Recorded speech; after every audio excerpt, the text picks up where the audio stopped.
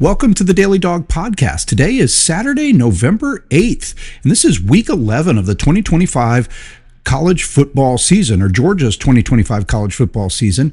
This is going to be game 9 for the Georgia Bulldogs. So Georgia is 7-1, 5-1 in the conference right now with 2 conference games remaining, and this is one of those 2 conference games. So we have this game and the Texas game, and that'll wrap up our conference schedule. Once we will give us a little bit of a chance to look ahead and talk about what the scenarios are for Georgia competing in the SEC championship game and playing for the SEC championship again this year for back-to-back seasons. But first and foremost, we're going to get into a few more things just about Mississippi State and about the game today. The game is at noon Eastern time, which is 11 a.m. Central time, which is where Stark Vegas or Mississippi State is in the country. I guess, they're in the central time zone. So for them, this is an 11 a.m. kickoff. For us, our team traveling over there, I guess they'll think of this as a noon game. So far, the noon games haven't been much of a bother. Sometimes people think about those as big trap games or games to worry about. And definitely the national media, a lot of different people I watch and follow sometimes, like Josh Pate and his college football show, and other people that I've heard from. Other people have talked about, I think Jordan Rogers on the SEC Network has mentioned. A couple of people have shared some concern. I mean, not concern because they're invested in Georgia football, but concern looking, like who might be in trouble or who could be in a situation that's surprising. Several people have pointed to this game as a game that could be trouble for a top-ranked team out there. So Georgia, number 5, going on the road to face the Mississippi State Bulldogs. Mississippi State does have some momentum. They just won their first conference game in over 2 seasons. Last year, they were winless in the conference, and this year they've This year, they picked up their first win in the conference against Arkansas.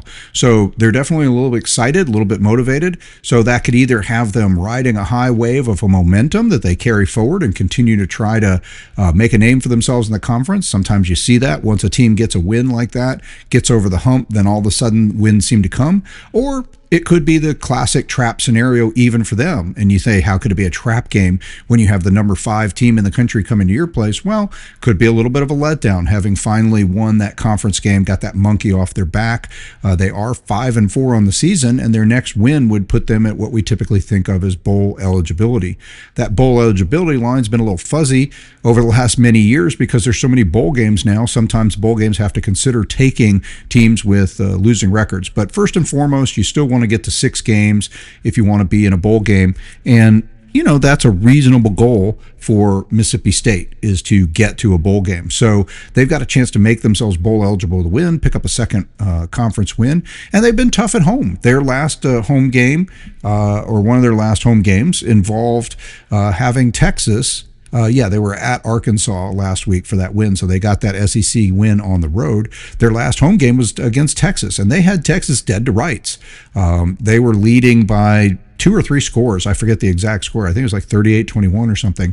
And they allowed Texas a radical comeback, got into overtime, and the overtime wasn't even close. They looked hapless in the overtime. They couldn't even get off a forward positive yardage play in the overtime. Texas scored the touchdown with ease. State had won the toss, so they got to go second, but they went backwards, and their quarterback Brent Chapin ended up being tackled almost near midfield, scrambling and running for his life, or throwing the ball away somewhere near midfield. So that's how the game ended last week. It was, or the last game at home for them. That was against Texas. That was very disappointing because, again, they had dominated that game throughout. Looked like Texas was going to go down.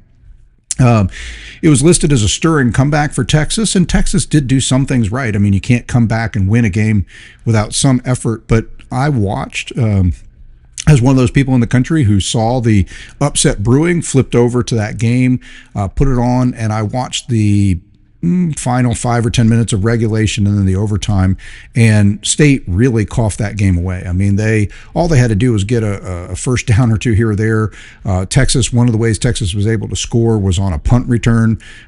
So State couldn't get enough first downs, tried to run out the clock a little bit, put another score up to put too much distance in. They end up punting, and on the punt, they give up the dreaded 70-something yard punt return for a touchdown. And, next thing you know, Texas is right in this thing and getting it to overtime. So But overall, again, State on the season 4-5, and so that's our first thing. Who is Mississippi State? So Mississippi State's led by Jeff Lebby as their head coach. This is his second year. They went 2-10 last year, and like I said, they're 5-4 this year, and just the one conference win so far. But they, again, have a chance to close out their season strong. They always finish against their hated in-state rivals, the Egg Bowl, a really nasty little rivalry that doesn't get a lot of national attention. But I have some family connections to Mississippi, and so that I've married into. So over the years, I've come to learn a bit about this Egg Bowl rivalry, and it's in the state of Mississippi. It's a big deal. So they'll have that game, and of course, Ole Miss is very good and already largely locked up a playoff spot. And I say largely, nothing's for certain yet, and there's a lot to work out. But Ole Miss is nicely in the playoff rankings, up in the sixth position, and they are sitting there with just the one loss. So, most of the metrics and things say that they could lose one game and still make the playoff if they make it to 10-2. And Ole Miss is still in contention, just like Georgia is, by the way, with only one loss in the conference. They are still in contention for the SEC championship game. If we have time, we might get to that, although I want to keep this one short. It's already Saturday morning, and this game is coming on early today, so I want to give you a chance to hear this podcast, hear what we say about predicting this game, and then we can come back and talk about SEC scenarios and playoff scenarios later. So Jeff Lebby, who is Jeff Lebby? Jeff Lebby has been an offensive coordinator tied to, or he kind of comes out of the Art Briles. And in fact, Art Briles from Baylor, if you're familiar with him, was a guy who turned Baylor from nothing into something, and but then had some scandal. And scandal was that there was sexual assault charges against some of the football players, and an allegation that the university and the football program knew about these allegations, and they kind of swept them under the rug. And this got Art Briles fired, kind of made the Briles coaching tree a little bit of a negative. Lebby defended Art Briles, and he has good reason to, because Art Briles, by the way, is his father-in-law. So put a little taint on Jeff Lebby's career, but Jeff Lebby is a guy who was good enough to play college football at Oklahoma. He was recruited to Oklahoma but had an injury, never got to play. He became friends with Josh Heupel, who was famously a national championship winning quarterback at Oklahoma, and of course now is the coach at Tennessee. And so he coached some with Heupel, he coached some at UCF, and then Lane Kiffin actually hired him to be a passing game offensive coordinator, and he was at Ole Miss for a while, and then he was at Oklahoma also as an offensive coordinator and quarterback coach, and then he got hired from Oklahoma, where he had done a really good job. His offenses were quite good, and so most every place he's been, his offenses have been good. Lane Kiffin had him on his staff, Josh Heupel had him on his staff as an offensive assistant, offensive coordinator, quarterback coach. Some guys like Mackenzie Milton, who got a lot of press as a potential Heisman candidate when he was at UCF. Dylan Gabriel, who started at UCF but ended his career at Oregon and helped get Oregon into playoff contention a couple of years ago. Dylan Gabriel, these are a couple quarterbacks he's worked with, and so he's got a strong record with quarterbacks. And he's got a good offense this year at Mississippi State, and that's part of what makes them dangerous. So he was hired last year, was his first year as head coach at Mississippi State. We don't have a lot of head-to-head. Of course, Georgia played Mississippi State last year, and you might remember that game. That was one game that I went to and was in the stands at Sanford Stadium, and it was a frustrating game. Georgia kept kind of pulling up by 17, 18 points, and then State would early in the game, it looked like the defense would kind of keep State shut down, but then sort of mid-second quarter or so, all of a sudden State starts moving the ball and getting some long plays, and they get a touchdown or two. And in the end, I think the game score was 41-31, and it was just one of those games that was a little bit frustrating because it felt like we should have won that one more convincingly. We could never quite put away. So we've already seen this State team under this coach come to Athens against last year's defense and be able to put up quite a bit of yards and quite a bit of points. So this is something certainly we're going to be concerned about. So Jeff Lebby is a guy who's had a good record, and his career might even have been slowed down. I mean, he's a young guy. He's not very old. He's only 41. So I mean, to be a head coach at an SEC school at 41, he's actually come along pretty well. But his record might have been a little tainted because there was definitely some scandal from that Art Briles connection and the Baylor connection. And again, Art Briles is his father-in-law, so he kind of defended Briles, and that was not a popular choice. Of course, at the time those allegations came out was right in the beginning of that, or during the whole height of the Me Too era, which is not to say that we've stopped listening when women complain. And again, these things should be taken seriously. It does look like Baylor did a bad job with it. It was probably reasonable. I mean, I don't really want to get into judging all that. I honestly don't have that much information or remember that much about what happened. I'm just trying to say that, look, we definitely want to take seriously when there's allegations of misconduct, and it did seem like Baylor didn't take these seriously, and the Baylor coaching staff and the Baylor program for a little bit of time paid the price for that. And Jeff Lebby was associated with that. But these days, nobody's really talking about that. He has been hired back. He was at UCF, then Ole Miss, then Oklahoma, and now a head coach at Mississippi State. So, Mississippi State seems to be on the rise, I guess you would say. Again, they suffered through a 2-10 season last year, but a year in which they played a lot of teams tough, including Georgia. This year, they played a lot of teams tough again, including Texas, including Florida. They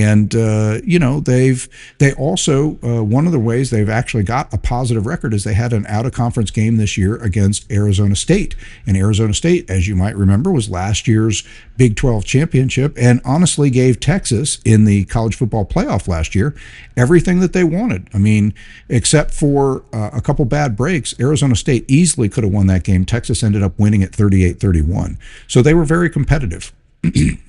Also, I just want to say Mississippi State, before I forget this, Mississippi State does have an entrant on what I like to get, and sometimes maybe when we have some time, we might go through some fun things I like to point out, like the all-name team. A lot of people find these things funny. So the leading running back in terms of yardage and yards per carry on Mississippi State's team is a guy by the name of Fluff Blothwell. So if that doesn't make right up at the top of the all-name team out there, I don't know who does. Fluff Blothwell. So I'm going to enjoy this game just because they're going to say, and there goes Fluff Blothwell. Hopefully he goes right into the line and is stuffed for no gain, as Georgia run defense does what it has done well all season, which is stopping the run. So, but Fluff Bothwell, you'll hear his name. He's not just a random player. He is one of their key players, and he's definitely a member of the all-name team out there, certainly in the SEC. So, okay, so that's who Jeff Lebby is. Again, we don't have a ton of record to compare Kirby to, and I want to keep this short, so we're not going to go deep into this. Usually when we break down and we get to this final podcast before the ball game each week, this is our predictions podcast, and we have kind of a methodology for breaking down the games and looking at it. So we analyze the team, the coaches, what we know about them, what we've learned about them from the season, what we know about this coach, especially if they've got a history against Kirby and the Bulldogs, or even Kirby when he was at Alabama, and for instance, they were offensive coordinator. I think we can keep this one pretty light. Again, that's where Lebby comes from. He's really kind of connected or very similar, almost like an extension of the Josh Heupel offense. Josh Heupel has sort of adopted the Baylor offense in his own version. And so Jeff Lebby is a little bit of a disciple from that, coached under Heupel, and now he is an offensive coordinator, a head coach now after being an offensive coordinator, but he's his own head coach now here at Mississippi State, and his offense is similar. They would like to run the ball, and they actually have two running backs who have over 400 yards per game, and we don't. Right now, Chauncey Bowens has over 400 yards a game, but Nate Frazier is just under that. So they have two guys, Devon Booth and Fluff Bothwell, who have put in 490 and 475 yards. So you would say, wow, they're running the ball pretty well. They haven't committed to the run as much as Georgia. They're only averaging about 159, a little less than 160 yards a game rushing. Georgia more like 180. So, and overall, offensively, as much as Lebby is an offensive coach, and you think of Tennessee, and I say that he's kind of connected to the Art Briles coaching tree, which also Josh Heupel is sort of in that group and augmented the Baylor offense from years ago that kind of was famous for its sort of spread, fast-paced offense. Well, Levy is part of that. So they do run a fast-paced offense. They are not big on time of possession, a little bit like Tennessee. So that's a little bit of a weakness for them. Even though they do tend to put up yards and points, they don't hold the ball. So they are giving their opponents a lot of times to match and answer. And we talked about that in detail as being a potential weakness of a team that, yes, can put up some points, but can let the other team, if you're playing a team that also has a good offense. And so again, going back to the Georgia-Tennessee game, look, Tennessee is still averaging more points and more yards per game. They're averaging almost 500 yards or over 500 yards a game. They're right up in the top 10 in points and yards per game so far this season. But when Georgia and Tennessee played, and Georgia's got a good offense. Again, Georgia is a top third offense in FCS, right? No, yeah, FBS. Gosh, we just went through that the other day. And I really hate that, by the way. I have never been a fan of the FCS FBS. I just wish they just would have left it at 1A and 1AA. I don't know why it became important to go to football bowl subdivision and football championship subdivision. And now it's, of course, silly because we do a championship in the football bowl subdivision. So although we do still have bowl games. So, I mean, it's just why that's the moniker or the way that we delineate it, I have no idea. But anyway, there's 134 teams, so Georgia and Mississippi State are actually fairly similar profiles. Mississippi State's averaging a little over 33 points a game. Georgia a little over 32 points a game. Georgia's averaging a little more offensively in terms of yardage, just a shade over 420 yards a game, whereas Mississippi State is right at about 408 yards a game. So right around that 400 mark, I've made this point before, that's kind of the beginning of what you'd say, hey, that's a good offense, depending on the year and how things shape up, because each year the stats are a little bit up or down, a little heavier offense, a little heavier defense, just depends on the year. But right now, 400 yards a game puts you in the upper half of the 134 teams in FCS. Okay, so and Georgia and Mississippi State are both kind of in the upper 40 or 50. Georgia, in terms of yardage, is like 42. State's down in the 50s, but in terms of points, State's up like at 37 and Georgia's in the 50s in terms of, or 40s in terms of points. So they're both, in that upper third of offensive output when you look at points and yardage coming into the season. The big difference between these two teams is defense. Georgia is, despite all of the consternation, and this is kind of a point I keep making, shockingly, and despite all the consternation we've had about our defense and how it feels like this defense is unlike anything we've seen in most of the 10 years of the Kirby Smart era, just seems to be leaky and a defense that can be attacked and is giving up a ton of yards and points. But actually, this defense, I keep making this point, statistically is a little bit better than last year's defense. Now, again, we're coming into our 9th game of the season here, and last year's team, by the time it was all said and done, went 11-3. They played 14 games.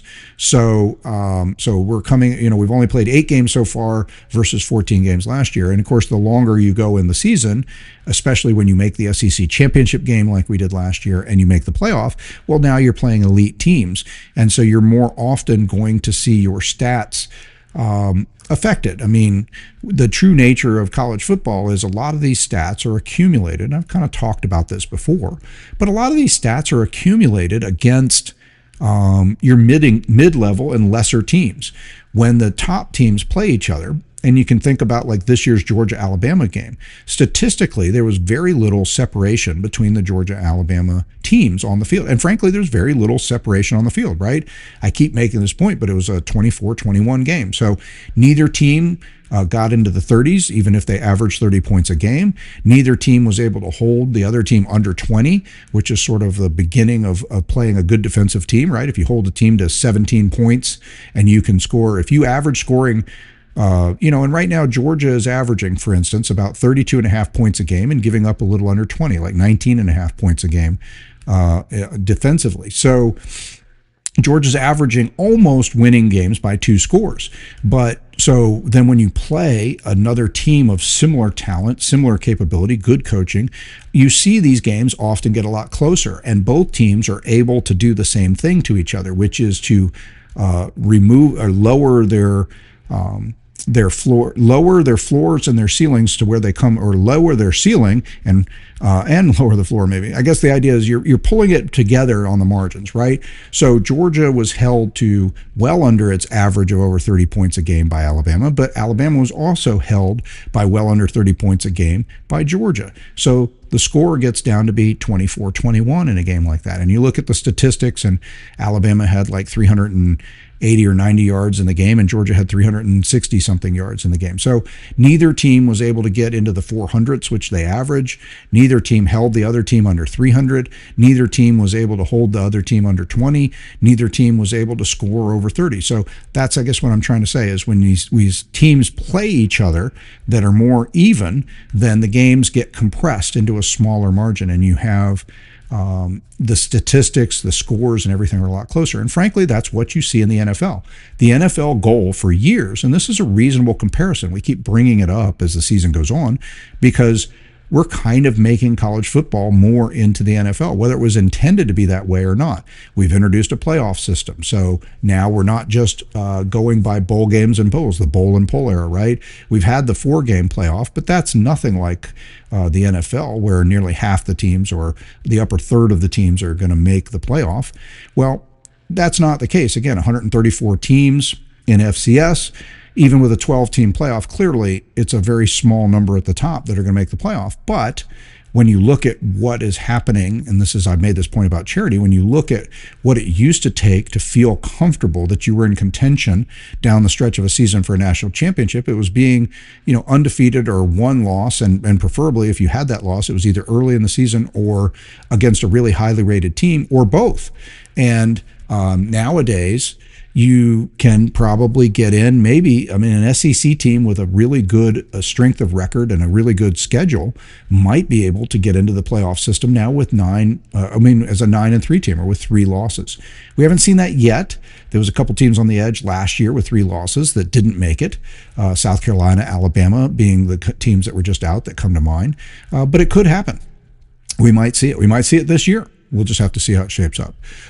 But anyway, getting back to the point is that the better teams tend to shrink the games from their wider margins. So when you play the lesser teams, you beat them up, you put 500 yards of offense up, you hold them under 300 yards, and you score well over 30 points, and you hold them to 13 or 14, and so that's where your stats go up. But when you play games that are more equally balanced, the games are more equally balanced, they're a little bit more of a coin flip game, and the stats are more together. So anyway, we were talking about the stats and comparing Georgia and Mississippi State. And so the answer is, look, State has a very similar offense to Georgia as far as its production in terms of points and yards. Georgia's a little better in terms of yards, a lot better in terms of time of possession. Georgia's better at running the ball. State is a little bit better at passing the ball, but again, their offensive production in terms of yards is below Georgia, although they've been able to turn that into a few more points so far in the season. The big difference between these teams is defensively, and that's what I was talking about. And I wandered off the topic, but I started down the road of saying, look, we have all this consternation as fans of a team that normally relies on lockdown defense, and it hasn't felt that way, hasn't looked that way on the field this year. And yet, 8 games through the season so far, this Georgia team is actually statistically better defensively than last year's team in terms of points allowed, yardage allowed, and as far as helping control the time of possession. And is doing a little bit better, or is very similar in terms of opponents' third down conversion rate. The offense this year has helped our spread on third down conversion rate. In other words, again, spread, you want to outgain. We've talked a lot about game control, and that's one of the ways I look at these things and break them down to really try to understand what the teams are doing, not just make it always a gut call like, well, I think this will happen, I think that'll happen. What do these teams do?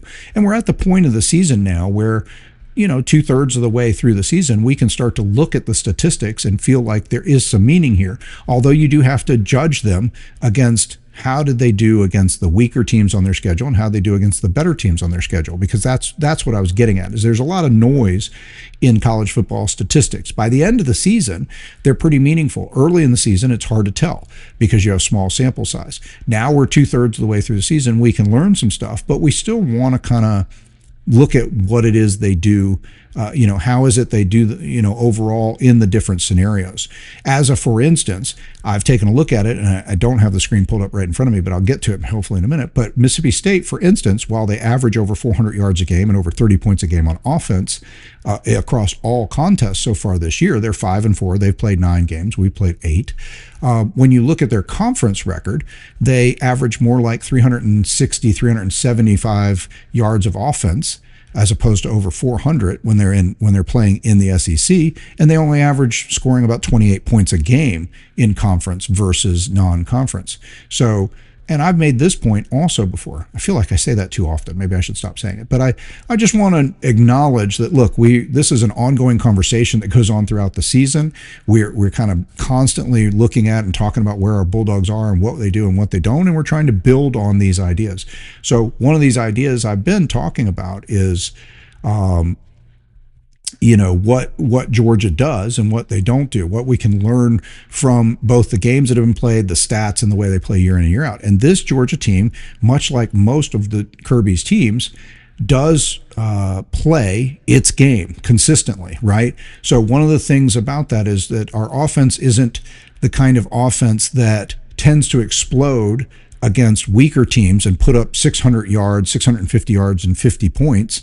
But then against the lesser teams, just put up 28 points and 380 yards. So our offense tends to put up the same yardage, the same totals, the same points, regardless of whether we're playing a top 10 team, an SEC team, or an out-of-conference team. Meaning that, and we talked about this going back in the season, even if you're playing Austin Peay or Marshall. So we beat Marshall 45-7 to start the season. And Austin Peay, again, that game was interrupted by weather. There's all kinds of factors in that. So we'll kind of just leave that out. But those 2 games, there was a lot of frustration that we all had where we thought, why isn't the offense explosive? And early in the season, you look around the country and all the other top teams are putting up these 70-0 scores against their early practice-like games that they play against these weaker opponents to get the season started. Georgia never does that because our offensive game plan and our overall game plan, our complementary football plan, is not designed around just the fact that when we play these other teams, we're just going to, rip off huge yardage and just, be explosive. But then when we play teams that are better, those plays don't work. We try to run the plays that are going to work the same way all the time, regardless of who we're playing against. And that tends to create a steadier output. And as it speaks, Georgia's offensive production is not very different, whether it's in conference or out of conference. In fact, Georgia's actually scoring a few more points per game so far this year in SEC play than they are in regular play, like 36 points a game in SEC play compared to our overall average being about 32.5. Whereas, again, State's production in SEC play drops from being in the mid 33 points a game to more like 28 points a game. Their yardage drops from being over 400 yards a game down into the 360, 370 range. So that should be a little bit telling for us about that. Who is State and how they want to play? So they run a sort of a fast-paced offense. They're not big on time of possession. Tennessee, I was relating to them. Tennessee's spread fast offense happens to be very run-oriented. It looks like State. I don't know a ton about them, but looking at the stats so far, like I said, they have 2 running backs that have nearly 500 yards a game. By comparison, we have one guy who's in the 400s and one guy who's just under 400s. And we have featured the run game. We're one of the better running teams in the country, averaging over 180 yards a game rushing. So State is only averaging, like I said, about 160 yards a game rushing, something in that category. And so they haven't quite been, let's see, what is it? They're averaging 157 yards a game. But they're also, by the way, giving up about 162 yards a game. So a little bit like us last year, they're getting out rushed. And again, we've seen that when you talk about, and that's why I make the comparison to Heupel, you see how those offenses work, the sort of Baylor-style offense that Josh Heupel has modified and that Lebby is sort of connected to as well. Those offenses don't hold the ball very long.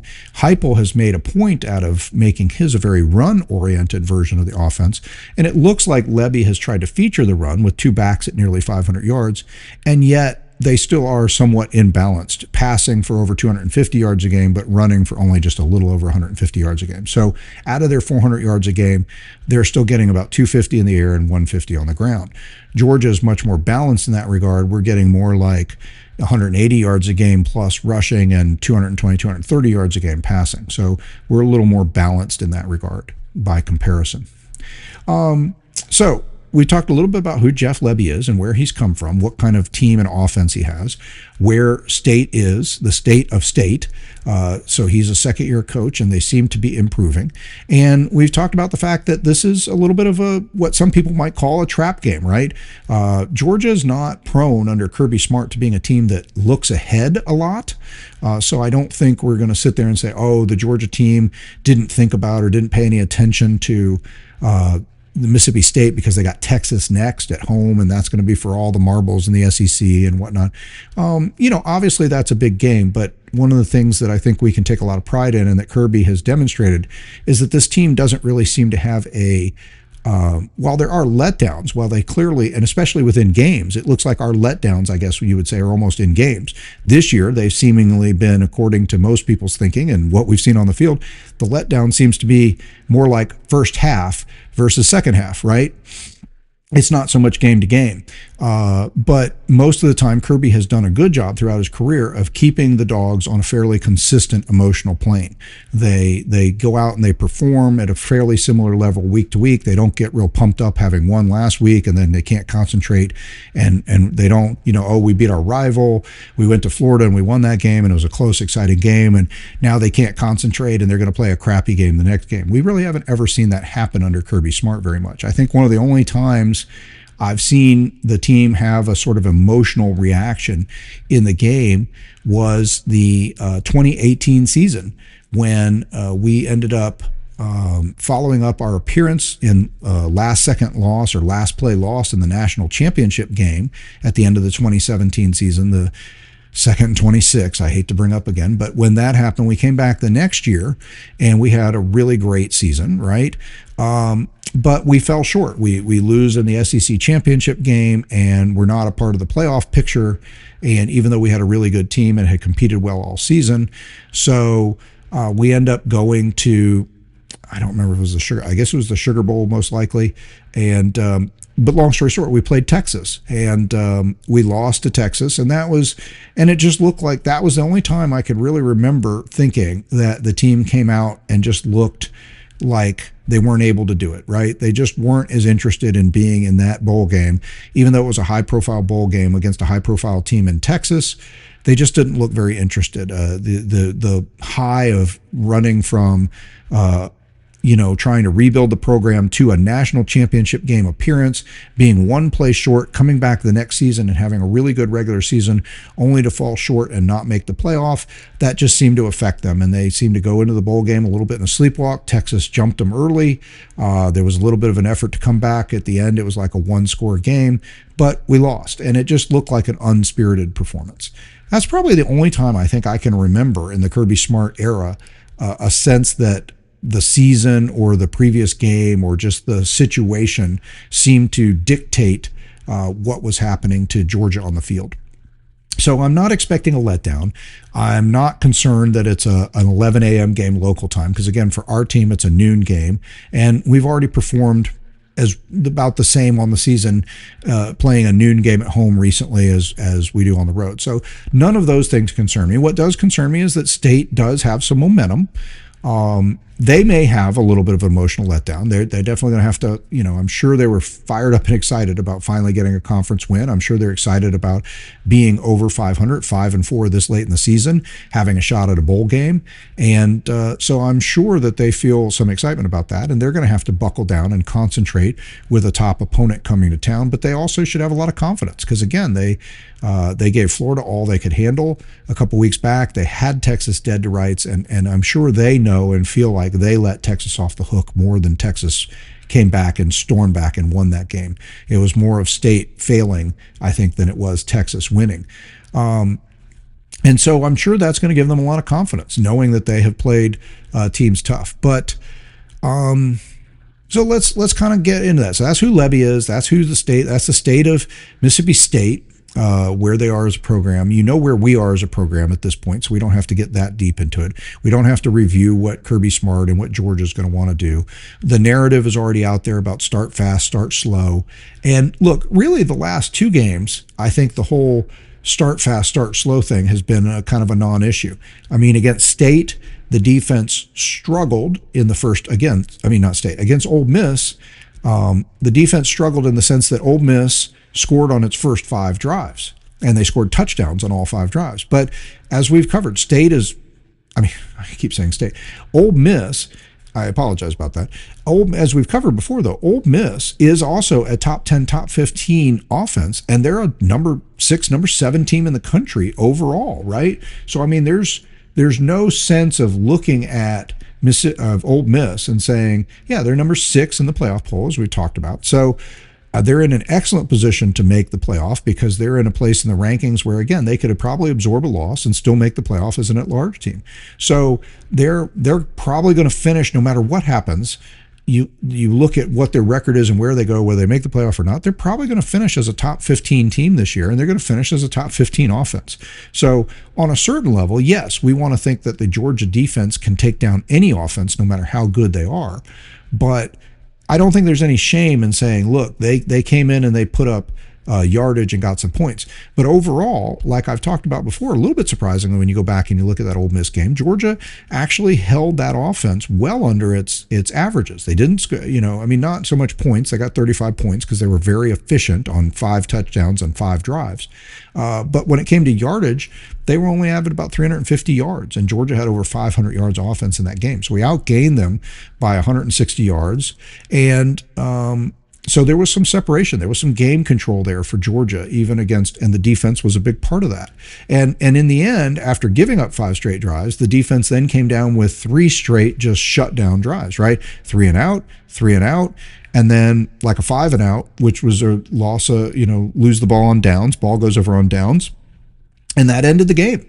And so, they didn't start slow, I guess is what I was saying. The offense started fast and was matching Ole Miss, and the only reason we fell behind is because, again, we were settling for field goals while they were getting touchdowns. But we scored on our first 8 drives, they scored on their first 5. So the offense didn't start slow. They started hot, and they were good all throughout the game. And the defense struggled to find a way to stop Ole Miss early, but down the stretch, they clamped down, and they got it done. But I wouldn't say that we started slow. And same thing against Florida. Against Florida, we get the ball first, we march right down the field, and we score. Then we put Florida into a 3 and out, and we get the ball back, and but then we go 3 and out. And that's when the offense, all of a sudden, there's a little bit of a sputter. We have the bad punt. Florida's on our 40. They get 1 play and a touchdown. And, ultimately, we end up down 10-7 in the first half against Florida, but then we tie that game up at halftime. So we got a halftime tied, and that game is a back and forth game. Then we take control. Looks like we're finally going to assert ourselves. We got the game tied at the halftime. Then they get the ball first, and then we come out, stuff them, and get the ball, go down, take a 17-10 lead, and you're starting to feel like, okay, here it comes. Georgia's going to pull away in the second half. To Florida's credit, and a little bit to our discredit, we weren't able to do that. And it was less, again, about hot starts or slow starts. It was more about, look, Florida was a very good defensive team, and to their credit, they played hard. And to our discredit, our offense, which had, and I had said, I thought the offense would continue to grind, get 400 yards, 30-something points. Against Florida, I predicted we'd win 31-17. We won 24-20. We could have had the 31 because, again, Gunner takes the knee at the 1. So we did everything offensively but score that final touchdown. So the offense, when they did get the drives going, they were very good. They marched through Florida. But the rest of the time, they stalled out. So that's going to be the question in today's game. So when we come into these games, again, our predictive model is to talk about who the coaches are, talk about the teams, where they are. We've done that now. And then we kind of look at the matchups. So the first thing is to go through the 3 key matchups: the Georgia offense versus the Mississippi State defense. Mississippi State defense is not very good. They're not terrible. They're kind of lower, just below the midpoint of FBS, those 134 teams. They're like 60, 70 in points allowed and yards allowed. They're giving up 300 and almost 370 yards a game. Okay. But again, in SEC play, they're a little unbalanced. They're giving up more like 450 yards a game in SEC play. And really, the only team that's any good that they played this year that they've held under 400 yards is Arizona State. I mentioned earlier, and I didn't quite finish my point. They played Arizona State, last year's Big 12 champion. And at that time, Arizona State was ranked 12th. Now, Arizona State is unranked now, but they have 3 losses on the season, but they're 6-3. They're still a decent team, and State beat them. And State beat them early in the season while they still had their quarterbacks. Arizona State now is suffering through quarterback attrition from injury. So, nonetheless, so State has beaten a good team in Arizona State.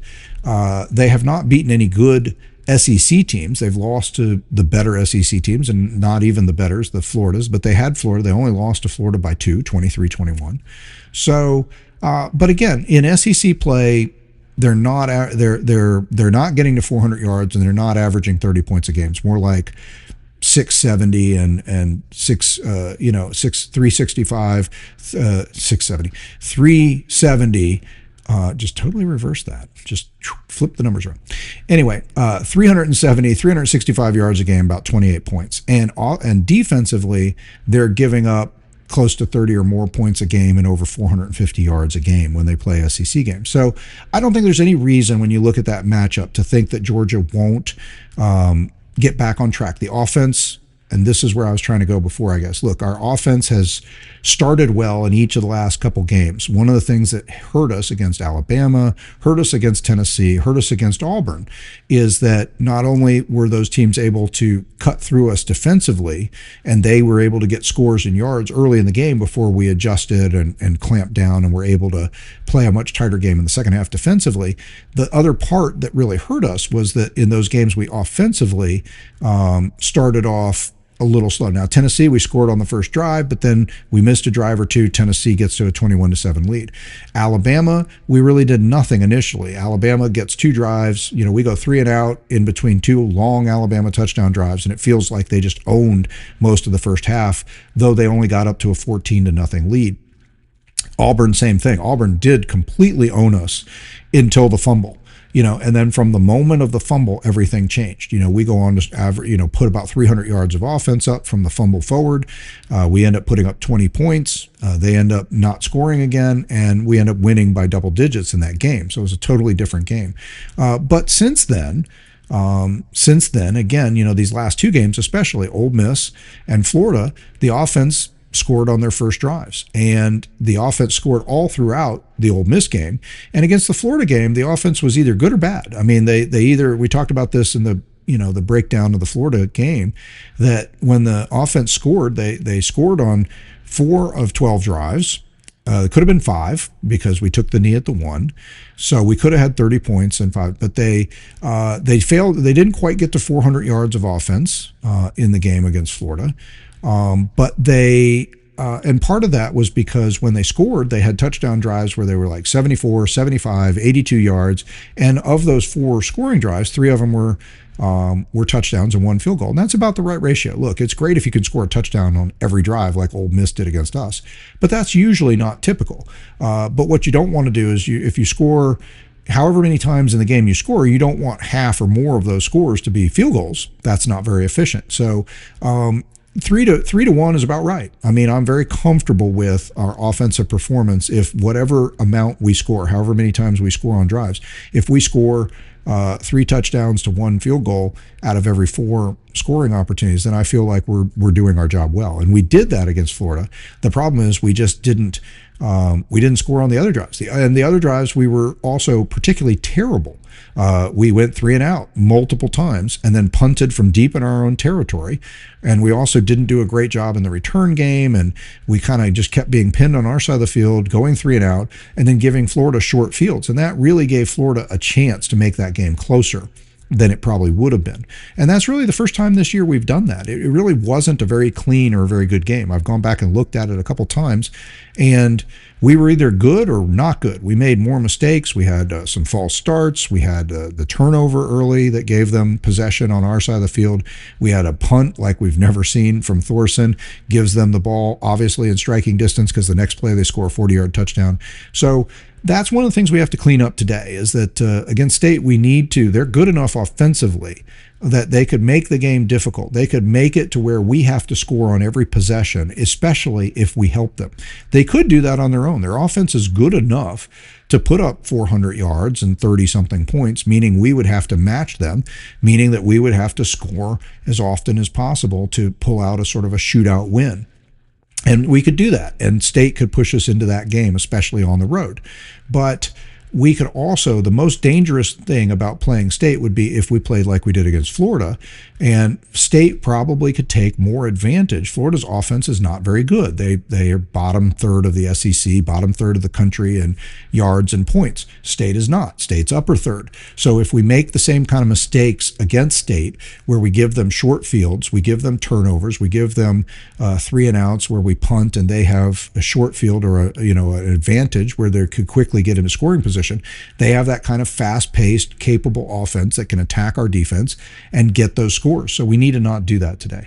So let's go down to breaking down. Again, we got the matchups. The 3 true matchups are our offense versus their defense, our defense versus their offense, and then special teams and coaching. So again, let's wrap that up and say, what do I think our offense will do? I don't think their defense has stopped anybody. They've not been good in SEC play. So there's no reason to think that our offense won't get back on track, avoid the mistakes. I think we have to give some of the mistakes and the problems that happened in the Florida game, we have to give Florida some credit for that and say Florida did a good job, and they're a really good defensive team. And they've got strong defensive talent. They played great in the front 7. They put a lot of pressure on us, and they choked down our run game, especially. We still outgained them, and the winning touchdown came on the big run from Chauncey Bowens. But up to that point, the run game had been pretty quiet. So I think that I don't think State gives up a lot. State gives up more running than they get. I think that they're going to be vulnerable to the run, so I think we're going to get back to running the ball. I think we'll do a good job of protecting the ball. Even with the 1 turnover last week, we're still doing a good job protecting the ball. And I think that generally speaking, State does rush the passer better than we do. They have about 18 sacks and we have like 8 or 9, but they're still not, 18 is not, 20s. At this point in the season, teams that are, high level pass rush teams are well into the 20s. So they can rush the passer, but even if they have, again, it hasn't helped them, and especially in SEC games. So I think we'll see our offense get back to what our offense does. Run the ball, pass, run, pass, nice combination, good balance. I expect us to generate over 400 yards of offense, and I expect us to generate over 30 points in this game. So I think our offense wins the offense-defense matchup against our offense versus their defense. Then you have their offense versus our defense. This is more of the wild card, because I guess the point I keep making is, look, our defense is better statistically than you'd think. We're like 19th in the country in points allowed, in the top 30 in yardage. I mean, we're only giving up 309 yards a game. So overall, the defense is doing better than we might think. It feels like we're just not getting it done. I think that's one of the things that it just, because what we see on the field, and especially because we've fallen behind.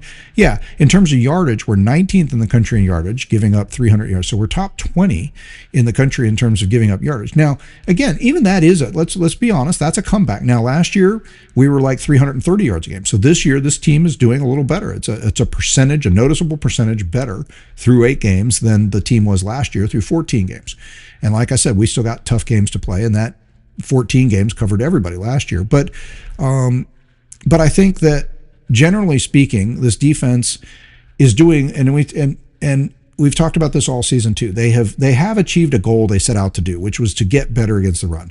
Last year was the first time, not only did we not stay in the upper 10 really, of not just upper 10th or but at the upper 10 teams in the country in terms of run yards allowed, but we actually our run game had fallen so much that we actually got outrushed. We were giving up about 126 yards a game and only running for about 124. So this year we're holding teams to about 90 something yards a game, and we're rushing for about 180. So we're doubling teams up with the run, and that helps with that complementary football and time of possession. State is not going to be able to stop the run. And, so again, and I don't think they're going to be able to run. They do have 2 running backs that have nearly 500 yards, but they're They only average 3.9 yards per carry. Something more like 4.5, or 5 would be an example of a really good run game. So, and they don't stay as committed to the run. They are going to pass the ball more often. We have been more vulnerable to good passing attacks. And Shapen, their quarterback, is a good quarterback. He's got 15 touchdowns against 6 interceptions. So he generally protects the ball. He's got over 2,100 yards so far, as by comparison, Gunner's more like in the 1,700 range. So he's putting the ball in the air, and he's not getting a lot of interceptions out of it. So that's good. In fact, they are a +4 turnover team so far on the season. So they generally protect the ball. They don't make a ton of mistakes. They move the ball. But again, they have not had a ton of success against SEC defenses moving the ball. The one thing that caused a little bit of concern, they did get 38 points against Texas, and Texas is one of the top defenses in the country. So, I mean, they are capable of doing that. But they also are vulnerable to the sack. And Texas was able, especially late in the game, like I said, they didn't even get off a play on their last play in overtime. I mean, needing to score and being in range where, like what happened to us, 2nd and 26 against Alabama. You could throw a ball in the end zone and tie that thing back up in overtime. Well, they couldn't even get off a pass on the last play. In the last 2 or 3 plays, they didn't even get the pass off.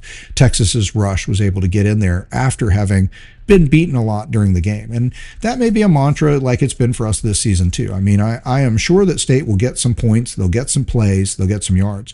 But the two things our defense has done statistically throughout the season is they continue to stuff the run and force teams to be more one-dimensional, where we haven't had as much luck either creating interceptions or getting pressure on them or stopping the pass game. But what we have done is we're actually one of the better teams in the country at preventing long plays against us. We have not been very dynamic on offense. We're not, last couple of years, we've been in the top 25 or so of long yardage plays. We're not there this year offensively, but we are in the top 20 or so, I think, in the country of preventing long plays against us. And that has been a big benefit from us. So this defense has definitely had a bend but don't break philosophy. It's looked a little too bendy for most of us. We see these teams start early, they get a lot of points, they get a lot of yards early. Then we see our defense clamp down either in the second half or the fourth quarter, if necessary, against Ole Miss. We saw us, again, we had the big stop when we had to have it against Florida. Florida has the 3-point lead. They're driving. They're at the 18-yard line. And rather than kick the field goal, which, again, good choice, I think it would have been meaningless, right? You kick the field goal, you go up by 6. The only thing that would have done for them is it would have prevented them from getting tied on a field goal by us, right? They're up 20-17. So if they kick the field goal, now they're up by 6 points, so we can't tie the game up on a field goal. But if we're able to go down and take the touchdown, we could still win at the end. And that's what we did anyway, right? The net result was we ended up scoring the touchdown. So if they had 23 points on the board, the game still could have ended the way it flowed, 24-23. So I think Billy Gonzalez did the right thing going for the touchdown there. But our defense comes up, stuffs them, gets the fourth down, stop. The offense goes right back the other way. It was a little shaky at first, but another thing I noticed in the rewatch, and just a reminder, Gunner is incredibly clutch. The number of times where a drive that we had to have or we wouldn't have won the game came down to a third down play that Gunner made is a lot more than we might have realized on this season. And I'm really realizing that. And I'm going to make a list of those at some point and go through and talk about them. But of course, you remember the fourth down play against Tennessee. Everybody remembers the fourth down play we didn't get against Alabama. But in that drive that becomes the game-winning score against Florida last week, we end up 3rd and long. We're like 3rd and 8, 3rd and 9. On the first set of possessions, like on the first set of downs, we end up in 3rd and long, deep on our side of the field, because we took over at the 18. And so Gunner hits a pass to Zachariah Branch for about 15 yards, and from there that drive just gets going, right? Like that's how it happens a lot of times. Once you get that first down, then you start moving. That was a huge play. It was Gunner made the play. It was a beautiful pass. There was traffic. Zachariah ran a nice route. Gunner hit him. First down, then the drive gets going, turns into the game-winning drive. So back to the matchup we're talking about right now. Mississippi State defense. I think they'll get some points. I think they'll get some yards. But I think our defense will do what it's done all year, which is stop the run, take the run away from them, make them one-dimensional. And I think we'll maybe get a little more pressure on them than we've gotten on people this year because they are susceptible to pressure. They have given up 29 sacks on the season, which is a ton. Again, that would put them in the upper 25 or so of teams. If that was flipped and it was like they had 29 sacks on defense, that would put them as a top sacking team. So you don't want to be top sacked against team, right? So so I think this is a game, like we lost Jordan Hall right now to the knee injury, and I hate that because he's really shaped up as a big run stopper. But I don't think that's going to be as big a deal in this game, because I think the guys that we do have are going to be able to continue to stuff State, and their run has not been able to ever really take over a game and dominate a game. So I think, and we've played teams that have done better against the run than them so far. So I think we'll take away the run. I think we'll make them one-dimensional. I think they'll hit some passes because Shapen is a good quarterback. And like I said, he doesn't make a lot of turnovers. But I think we'll continue to limit the big plays. Now, one other thing I got to tell you, you might recognize when they get to offensively, you're going to recognize their second leading receiver is Anthony Edwards III. And you might remember him Anthony Evans III. He was on Georgia. So this is his first year with State. He transferred. This is a guy we lost. We didn't spend a lot of time thinking about it. He returned some punts from us, and he was sparingly used over 2 seasons. He was a 4-star recruit, like around the number 260, 300 ESPN type recruit as a wide receiver. And he was on the team, and he got a few passes here and there. But not a ton. I mean, you didn't see a lot from him in his time at Georgia. And, to go back and look at it, he was on the team in 2023. He had 4 catches for 35 yards. In 2024, he had 9 catches for 88 yards. So not a big impact player. He did field some punts and kickoff returns. I think he's a guy we would have liked to have kept, but I don't know why he left as far as an NIL deal or playing time. Could have been all the above. But he's having a great year at State, and he's been good against good teams. He's had 100-yard games against Arizona State, Florida, and Arkansas last week. So he's been a big part of their offense. I mean, he scored 4 touchdowns. He's got 653 yards passing on the receiving on the year, 52 catches. All of that would lead Georgia.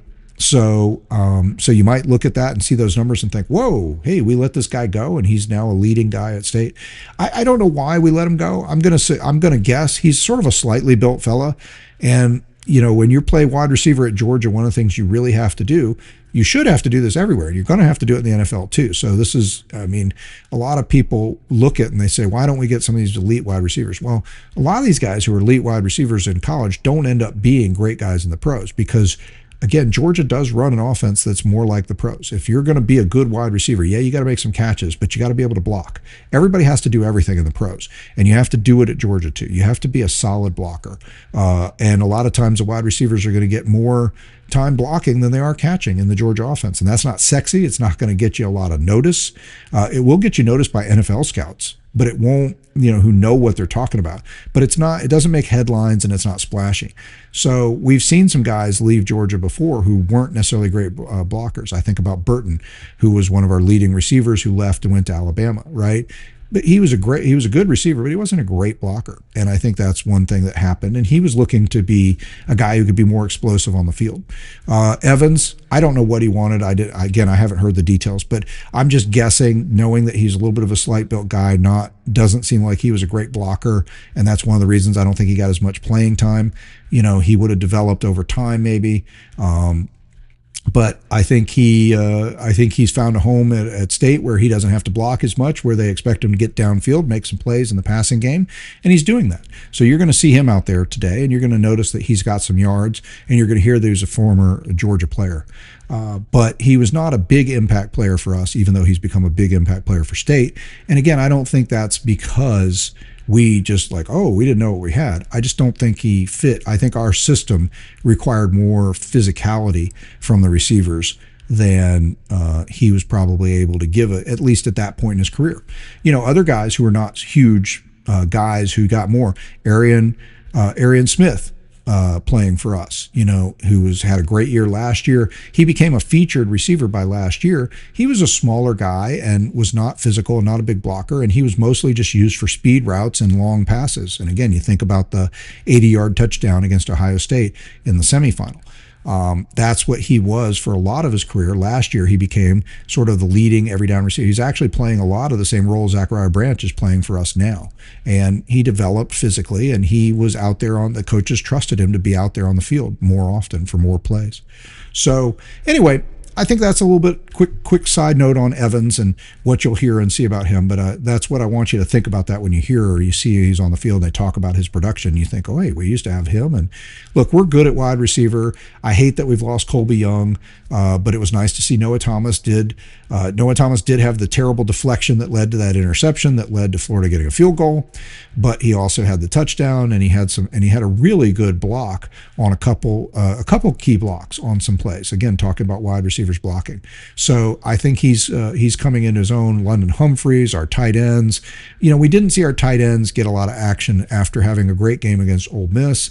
We didn't see much from the tight ends last week. And again, I think Florida was so stout up front that the tight ends were having to go back more into a blocking mode and help out on the blocking a lot more than they were available to be pass catchers.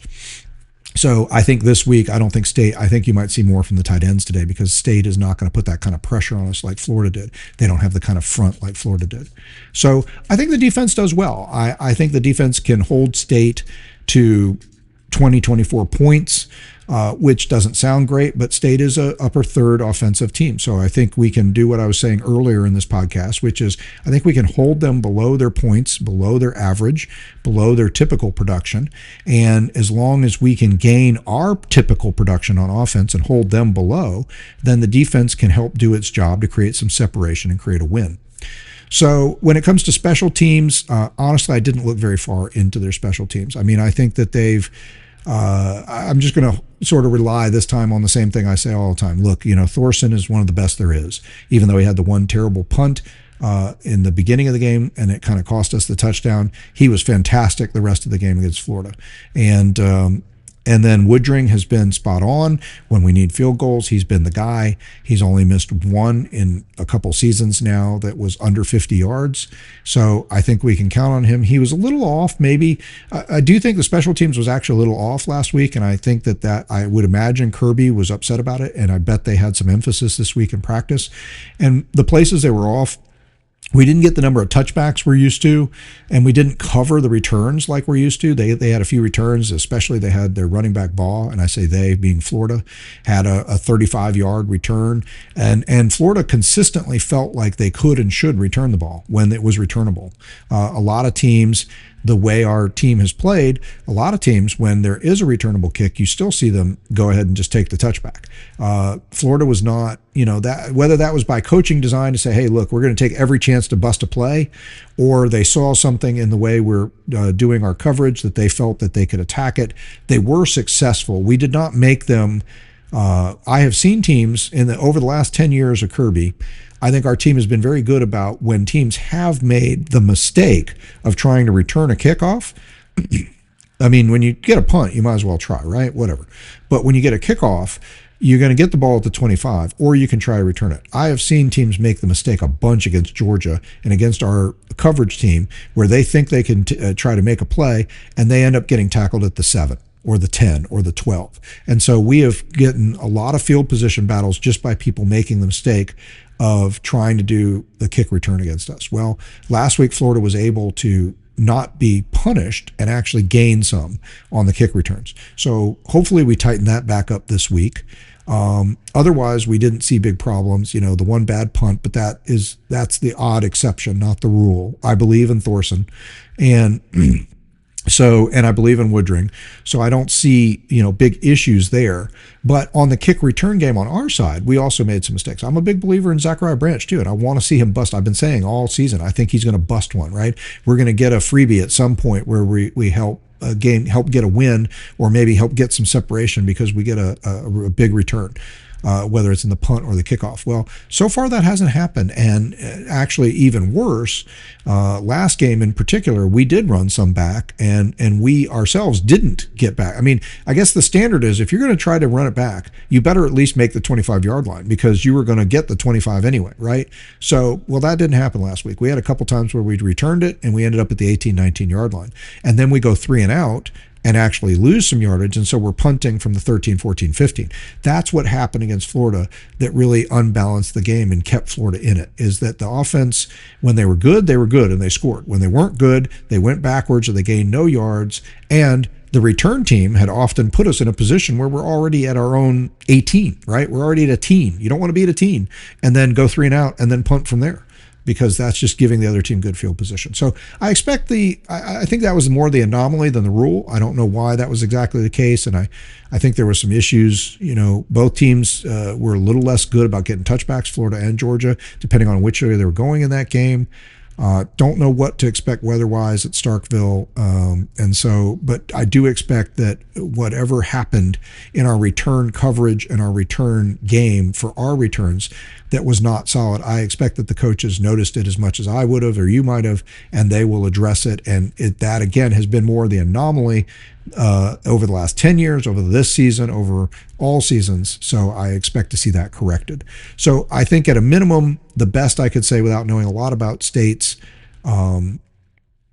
special teams is that it's an even matchup. Coaching wise, I obviously think that that Kirby has the edge. He's continuously proved that he can, this team has been I think a tour de force in a way for Kirby, because while it has not been dominant and has not looked like the power team, and we've talked about a lot of reasons why that's true and why we're probably not going to see those kind of power teams stacked with talent, I think you really do have to think that this team has exhibited what was talked about early in the season, which was get back to having an urgency about playing football, an urgency about effort and energy, and just a certain love for going out there playing. This team seems to have a love for each other. They seem to be tight.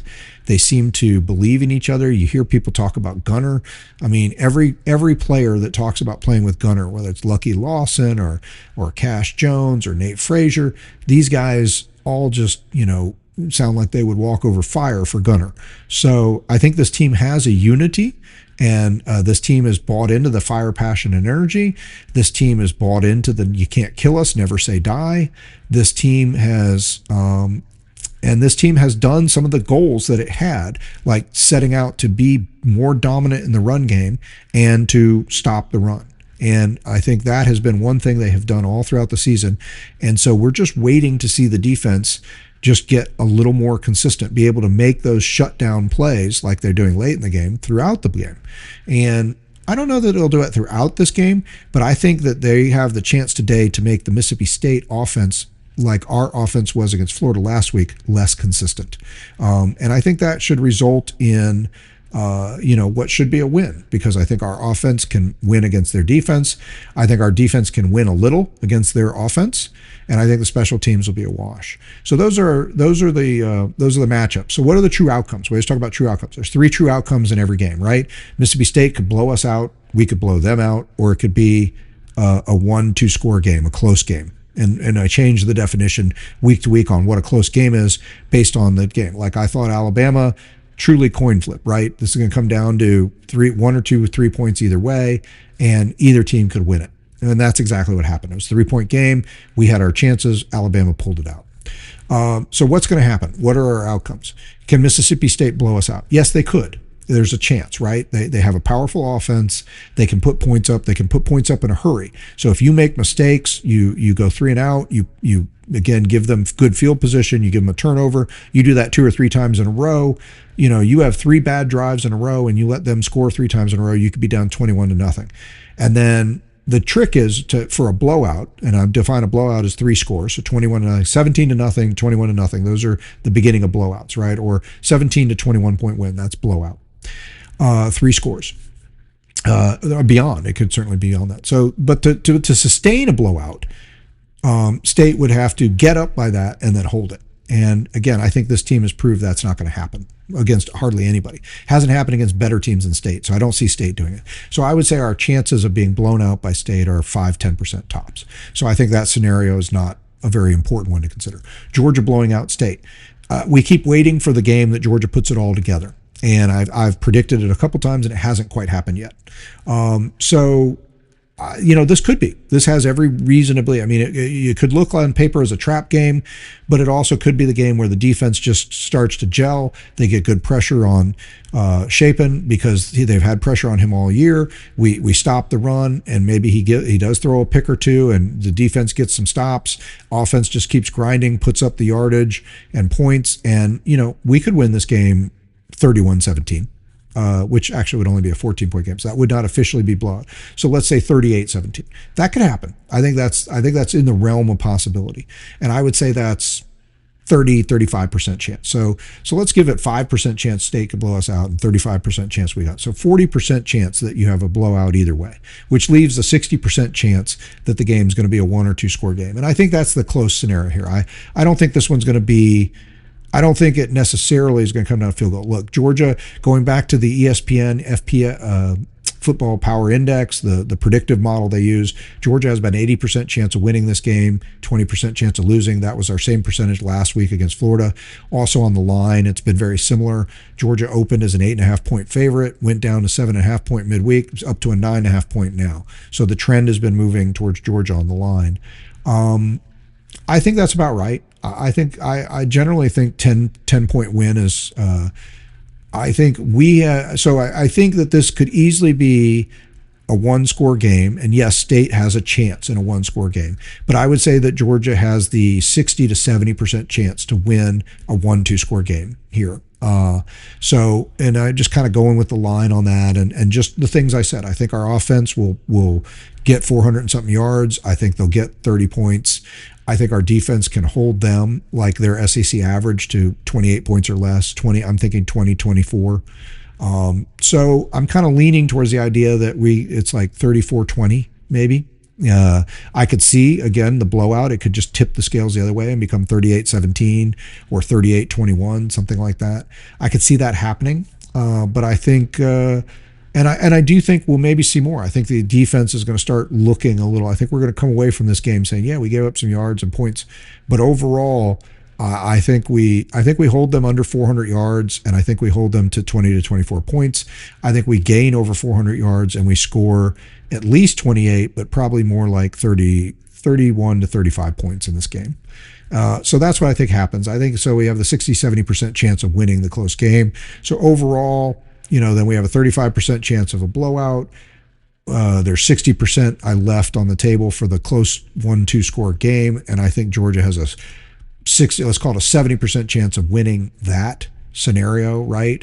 So overall, I think Georgia has a 65-70% chance or more of winning this game, 80% like ESPN says.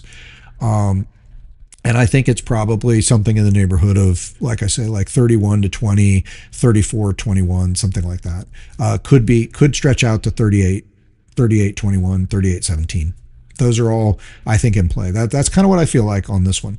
So, and those are our true outcomes. The blowouts, Mississippi State blowout, very little chance of that, I think, just because of the way our team has played. I think they could put up points and get a big lead, but I think we would make the comeback even if we fell short. So that's why you don't blow them out. I think it could happen, but thus far it's looked hard for us to have that game where we put it all together, and we'd have to have that game where we put it all together. I think the offense will do their job. The question is, can the defense just shut them down? Could the defense have a shutdown day? That's what it would take to have the blowout win for Georgia. And the close 1-2 score game, I think Georgia, again, I think 10-14 point win is about what we're looking at here for Georgia. Certainly could end up being a 1-score game, and I still think Georgia could pull it out. Obviously State's dangerous, and I'm giving them credit. I mean, and look, that's how it was last year, right? It was 41-31 was the score at home last year. We were up by 17-18 a couple times. We weren't able to hold that. They just kept scoring. We kept scoring. And that's the worst case scenario I see here today too. They keep scoring and they look dangerous, and the game could be dangerous like a lot of these have looked, but in the end I think we'll keep scoring and we win. So we don't have time to talk about any of the other games going on out there. The biggest game in the playoff setup this week is the BYU Texas Tech, where game day is. That's unbelievably a 7 versus 8 matchup.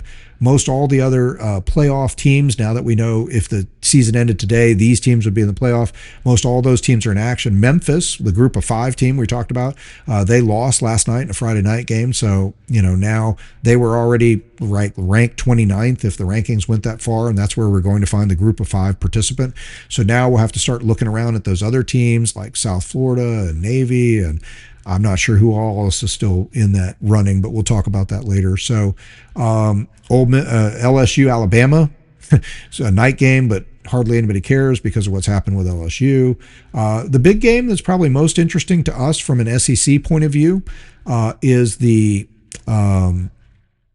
what is it? What is it I was thinking about? I'm sorry. I should have had that up. I had my game list out in front of us. Texas A&M, Missouri. So Texas A&M has looked really good, but Missouri is a solid all-around team. They're at home, and so that game's the 3:30 game today, and that game matters to us because we didn't get a chance to talk about it. But SEC championship scenarios right now, we have 1 loss. Ole Miss has 1 loss. Alabama has no SEC losses, and A&M have no SEC losses. If we get to a place where all 4 of us have 1 loss, then we probably, depending on the look, the most likely scenarios. There's so many scenarios still about how the tiebreakers work. It's going to be hard to meter it out. But the most likely scenario is if you end up with a bunch of 3 teams or more, like let's say with 1 loss, then you can't just compare them head to head because they won't have all played each other, especially if it's Alabama, Georgia, Texas A&M, and Ole Miss. So what is going to actually come down to is like the ranking, the combined record of the opponents that you played is probably, it's like the 4th tiebreaker scenario, but that's the one that seems the most likely that we end up looking at if you have several teams tied, especially if everybody ends up tied at 7-1. 7-1 means we have to win out. We have to beat Texas. We have to beat Mississippi State today. If we do that, we give ourselves a chance, but we don't control our destiny because Alabama and Texas A&M are still undefeated. So if they go undefeated the rest of the way, then they'll play in the SEC championship game. But we're still in a decent position for it. We'll know more about what it looks like after today, and that Texas A&M Missouri game could be one that speaks to it. I don't expect anything big out of the Alabama LSU game. I think Alabama wins. So. Listen, so I think Georgia goes on the road, and in the battle of SEC Bulldogs, Bully is cute, and we love all Bulldogs, but we don't love them enough to let them win. I think we win this game. I think we win by 10 or more points, like I've already said. I think we've covered the matchups and the idea. So let's get ready for this game. Hope you have a great Saturday. It's always another great Saturday when you get to watch Georgia football and college football in general. Get some cool weather coming out there. We're going to have some freezing temperatures in Metro Atlanta this week. So it's going to start feeling like winter, and we're getting towards the end of the season, and we're starting to see how things are shaping up, and we're in a good position. So let's feel good about that. Let's be excited. So enjoy the game, enjoy the day, and go Dogs.